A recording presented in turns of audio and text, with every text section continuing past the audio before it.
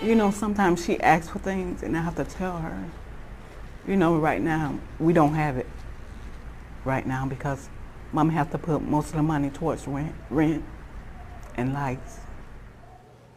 Yeah, hundreds of families across the Tampa Bay area are having those same conversations with their kids. Many faced with eviction as rent goes up. The good news, there's now a new program to help them. And tonight, ABC Action News reporter J.J. Burton shows you how it works. Greta Britt is a Tampa native, a single mom of one, working 2 jobs to pay bills. What do you tell your little girl? She pauses, trying not to cry.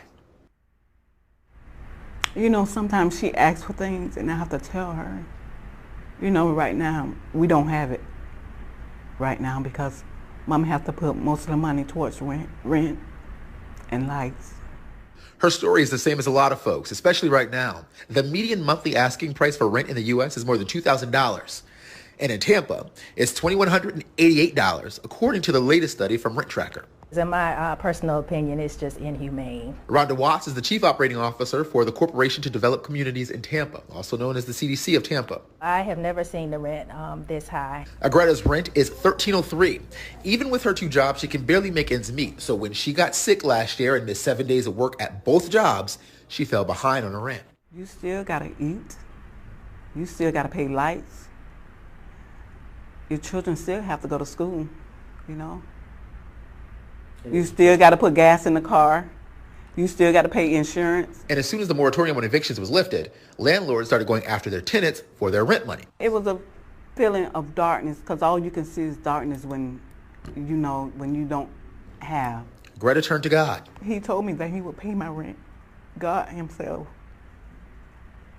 He told me not to be scared. So right now, I don't care how people think I look right now. I don't care because I know he made the way. Congress passed 2 rounds of emergency rental assistance funding totaling $46.5 billion. That allows organizations like the CDC to help people in situations like Greta. We hired a community navigator, and the community navigator really works with people who are at risk of eviction. Being able to provide them with resources that are necessary. We partner with Bay Area Legal to help those people navigate the eviction process.